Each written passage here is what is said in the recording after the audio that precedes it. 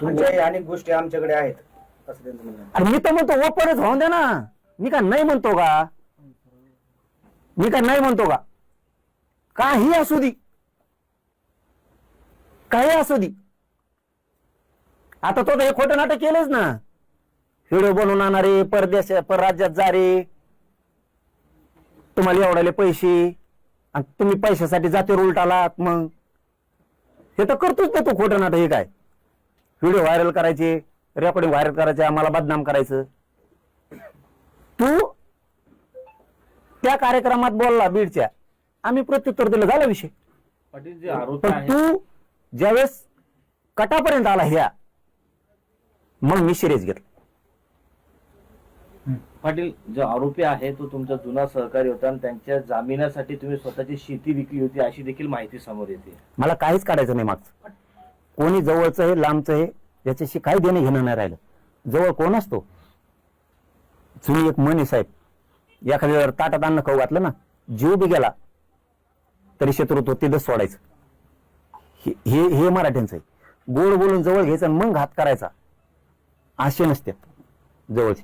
आणि ज्या जातीसाठी मी करतोय त्या जातीतले काही थोडेफार त्यांनी अंगावर यावं. कुटुंब डावावर लावला ह्या मनोज जरांगेनी. माझ्यासाठी नाही, माझा बांध फोड आहे म्हणून नाही माझ्यावर शत्रुत्व आहे. मराठ्यांना आरक्षण मिळवून देतोय म्हणून हे शत्रुत्व आहे माझ्यावरती. कुटुंबाचं डावावर लावलं, मी सुद्धा लावलंय, स्वतःला सुद्धा. हटलो नाही, हटणार बी नाही. उद्याही रक्त सांडायची वेळ आली तरी सांडून घेणार, पण हटणार नाही. मी समाजासाठी हे काम केलंय. मी का असं का माझा बांध फोड आहे म्हणून सगळ्या समाजाचा उपयोग करायला लागलो माझ्या बांधासाठी? माझ्या समाजाच्या लेकराचं कल्याण व्हावं म्हणून हे शत्रू आहेत मला. आणि आता तर खरोखरच झाले. शत्रू हे भाषणात म्हणण्यापुरतं असतं, वैर हे भाषणात म्हणण्यापुरतं असतं. अरे खरोखरच वैर हे शत्रू झालेत की सुपाऱ्या द्यायला लागले डायरेक्ट. हे सोपी साधी गोष्ट नाही वाटतं तेवढं. म्हणून मी मराठा समाजाच्या नेत्याला सांगितलंय, सगळ्या संघटना समन्वयकांना सांगितलंय, अशी वेळ प्रत्येकावर येऊ शकते. आता मजा बघायचे दिवस नाहीयेत, माझ्यावर वेळ आली म्हणून. आता सगळ्यांनी याचं सखोल जाण्याची गरज आहे. आणि मी जर याच्यात काही दोषी असतो, मी सखोल जा म्हणलो नसतो, मराठा समाजाच्या नेत्याला मी आव्हान केलं नसतं, मराठा समाजाच्या संघटनेला आव्हान केलं नसतं, मराठा समन्वयकाला सेवकाला आव्हान नसतं केलं ना. मी तयार आहे ना सगळ्याला, मी कशाला आव्हान केलं असतं. आता ही असली प्रवृत्ती त्यांच्या जातीसाठी चांगली नाही, ओबीसी साठी चांगली नाही, धर्मासाठी चांगली नाही, आणि कोणत्या जातीसाठी चांगली नाही. होऊ दे, दूध का दूध पाणी का पाणी, चौदी सगळ्यात भारी येत म्हणते तीच. जिथं हातो खुटते सरकारचे तिथं नार्को टेस्ट. सगळ्यात आधी जर उद्या अर्ज केलेला नाही दिसला ना, तर तुम्ही म्हणता ती शिक्षा बघायला मी तयार. पाटील, तुम्ही संविधानिक पदावर असणाऱ्या व्यक्तींना शिवीगाळ करताय, आई बहिणीवर जातायत, तुम्ही एका विशिष्ट धर्माच्या विरोधात बोलतायत, हे तुम्हाला महागात जाईल. याबाबत वकिलाशी चर्चा करून तुमच्या विरोधात कारवाई करण्याची भाषा सुद्धा त्यांनी आता पत्रकार परिषदेच्या माध्यमातून केली. ज्या वेळेस बोललो त्या वेळेस महाराष्ट्राचे लेकर आहेत आम्ही, आमच्या समाजाची आत्महत्या व्हायला लागल्यात, आरक्षण मागतोय, त्यावेळेस उद्विग्न होऊन किंवा राग एक महाराष्ट्राचा पोरग म्हणून सरकारला बोलू शकतो, त्याला इथं जोडी तू काय.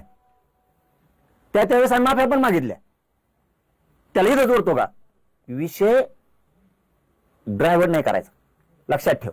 इथं विषय फक्त आता ना मराठा आरक्षणाचा ना ओबीसी आरक्षणाचा, इथं विषय फक्त तो जे सामूहिक कट रचलाय, इथं फक्त घातपात, खून किंवा ते रेकॉर्डिंग काय काय असते मनोज जरांगे संपवायचा, त्याला बदनाम करून टाकायचं, त्याला बोटावर खेळायचं, नाही तर त्याचा लगेच घातपात करून टाकायचा. विषय हे पहिल्यांदी वंजारी समाज वाढला तो रक्षण करायला, काय म्हणून त्याला पाठराखण करायला, म्हणजे कुठं नाही तो करायचे आणि बदनाम त्यांना करायचं. आता ओबीसी उडी तू काय, तू चुका करणार आणि ओबीसी झाकेणार काय, ओबीसी समाज बी झाकेणार का. म्हणजे आम्ही तुम्हाला मग नुसतं आरक्षण मागितलं म्हणून ओबीसी समाजाला, ओबीसीच्या नेत्याला का शत्रू झालो का आम्ही. तुम्ही त्याची पाठराखण करता म्हणल्यावर तेव्हा आता त्याच्यावरचं संकट टळून जाण्यासाठी ते ओबीसीला हात वाढायला लागलाय. ओबीसी हे वागणार का आता की हो धन्या मुंडेन तू सुपारी दिली ती मारायची. पण तरीही आम्ही उभा आहेत ओबीसी म्हणून त्याच्या मागं. ही संदेश देणार का ओबीसी राज्याला? मग आता ओबीसीचा संबंधच इथं कुठं आलाय? इथं त्यांनी हत्याचा कट रचलाय. ह्यो विषय इथं ना ओबीसी आरक्षणाचा विषय ना मराठा आरक्षणाचा विषय.